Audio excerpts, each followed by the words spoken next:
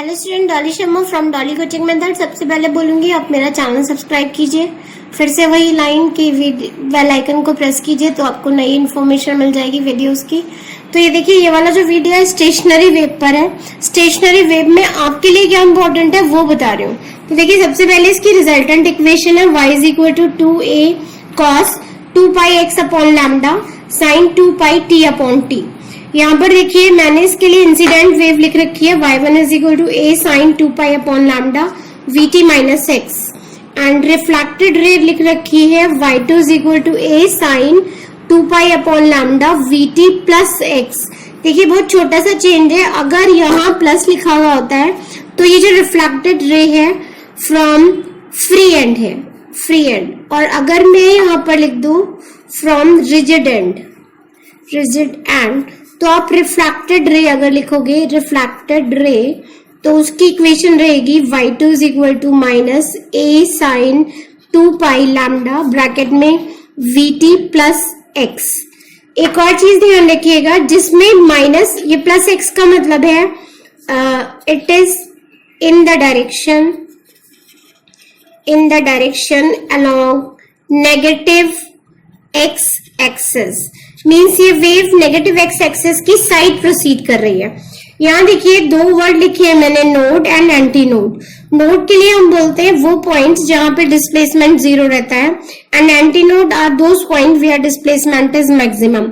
अगर आपको इन दोनों पॉइंट्स को फाइंड आउट करना है किस सिचुएशन में होंगे, तो ध्यान रखिए, नोड्स के लिए आपको वैल्यू रखनी होगी x की जगह एक बार लैम्डा 4 रखिए, फर्स्ट नोड आ जाएगा। 3 लैम्डा बाई 4 रखेंगे, सेकेंड नोड आएगा।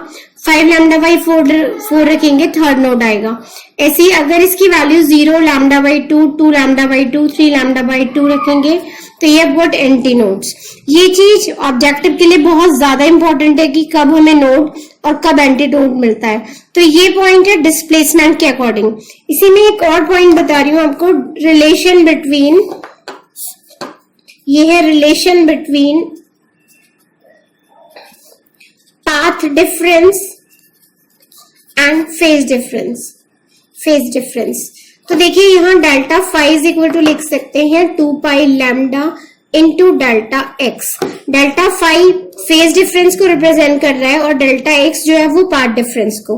तो देखिए, एक और पॉइंट ध्यान रखिएगा, ये हैशटैग पॉइंट है, डिस्टेंस बिटवीन 2 कॉन्सिक्यूटिव नोड्स और एंटी नोड्स, इनके बीच का डिस्टेंस हमेशा लैम्डा बाई 2 होता है, and distance between 1 node and anti node is always lambda by 4।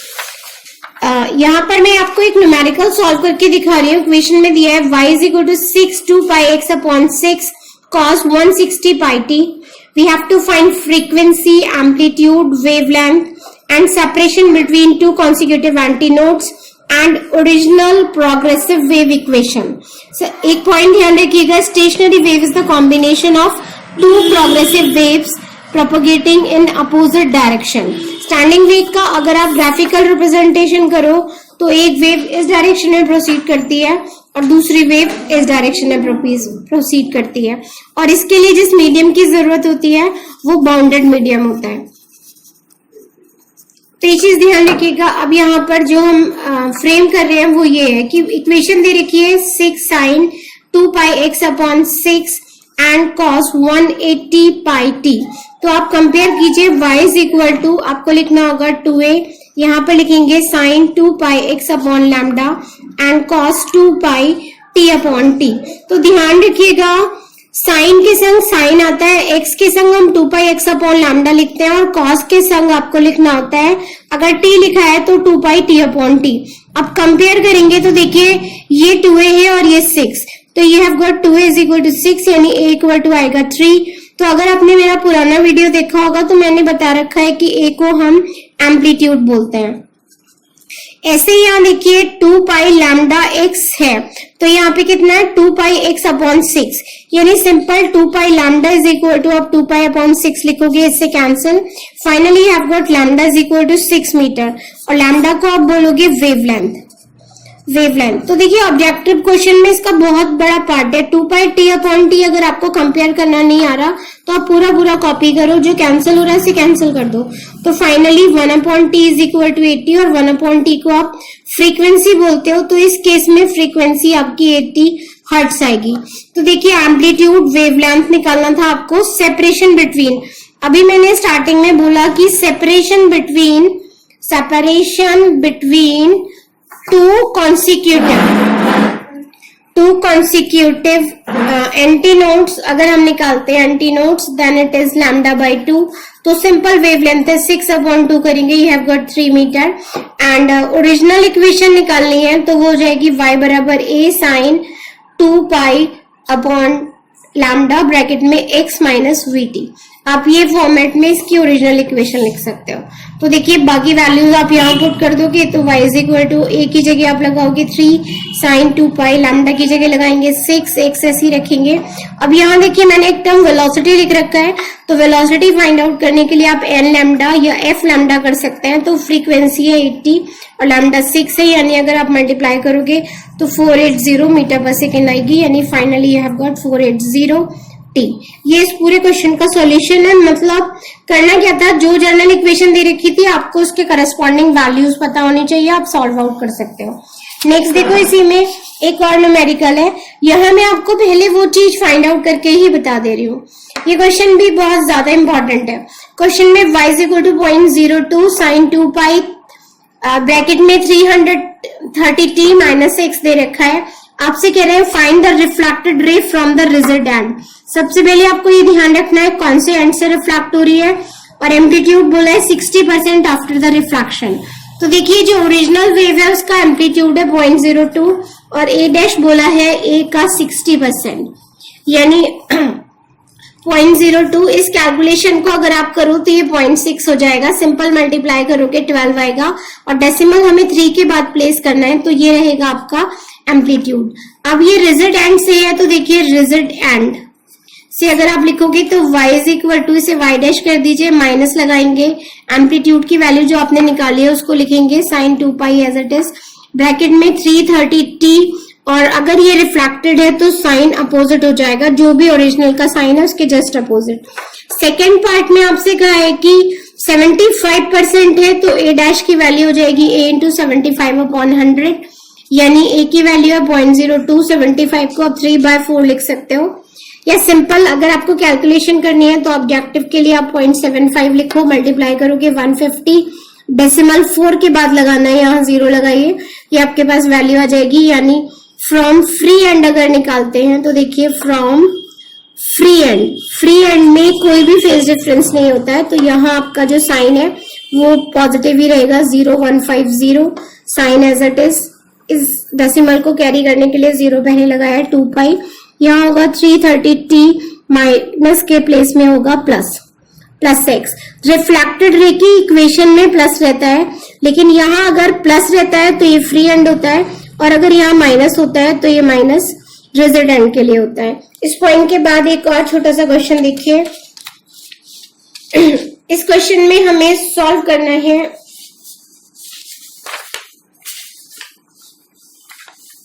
चलिए इससे पहले एक थियोरी पॉइंट देखिए। जैसे यहाँ हम दो चीजों के बारे में बात कर रहे हैं, वो है आपका close organ pipe and open organ pipe. तो आपको वेवलेंथ अगर फाइंड आउट करनी होती है क्लोज के केस में, देखिए ये वाला फॉर्मेट रहता है, यहाँ एयर कॉलम जनरेट होते हैं और फर्स्ट मोड जो होता है वो ये रहता है क्लोज के केस में। तो आप लैम्डा फाइंड आउट करोगे तो 4l/2m-1 लिखते हैं, एंड फ्रीक्वेंसी के लिए 2m-1 v/4l लिखते हैं।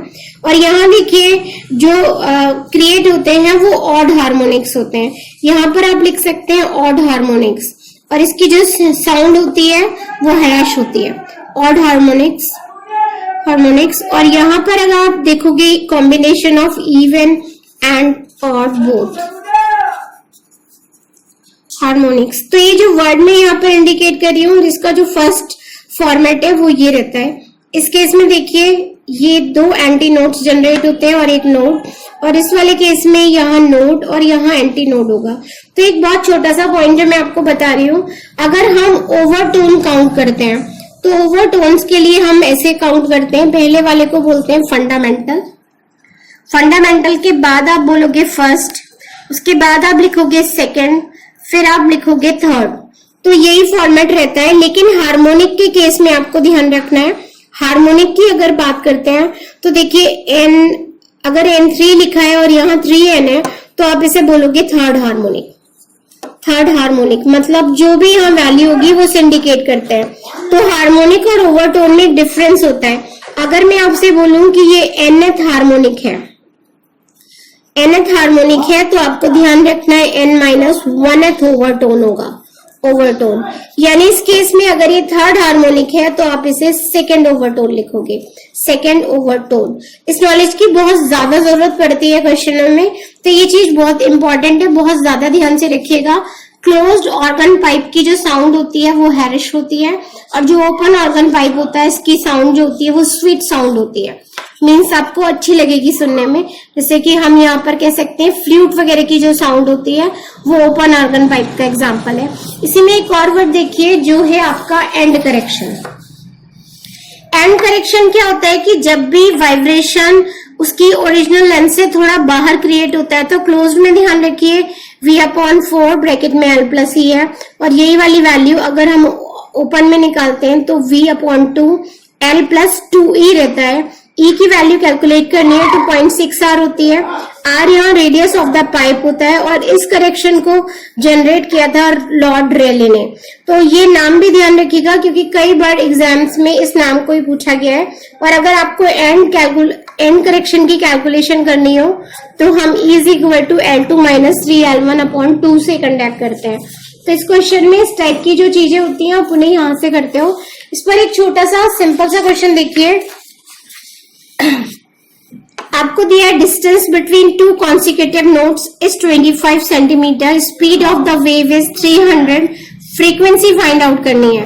तो देखिए जब भी मैंने स्टार्टिंग में वीडियो स्टार्ट किया तो मैंने बोला कॉन्सिक्यूटिव नोट्स के बीच का डिस्टेंस λ/2 होता है, तो यहाँ आप लैम्डा निकालोगे, दिस इज योर 50 सेंटीमीटर, और फ्रीक्वेंसी आपको फाइंड आउट करनी है। ये ध्यान रखिए सेंटीमीटर्स में, इसको मीटर में कन्वर्ट करने के लिए आप -2 से मल्टीप्लाई कर दो या फिर 1/2 मीटर लिख सकते हैं। आपको फ्रीक्वेंसी निकालनी है तो आप V/λ करोगे, V की वैल्यू 300 है and lambda is your 1/2, means finally you have got 600 hertz पर सेकेंड। तो इस टाइप की और वीडियोस के लिए आप मेरे चैनल को सब्सक्राइब कीजिए, लाइक कीजिए। इसके अलावा नेक्स्ट वीडियो के लिए वॉच आउट कीजिएगा, उसमें मैं आपको प्रोग्रेसिव वेव्स और उसके नेक्स्ट वीडियो में मैं इंटरफेरेंस ऑफ बीट्स बताऊंगी। तो आई होप कि इसमें जो कमेंट है वो कीजिएगा, और बाकी जो क्वेरी है वो कमेंट बॉक्स में लिख सकते हो। थैंक यू, शुक्रिया, जय हिंद।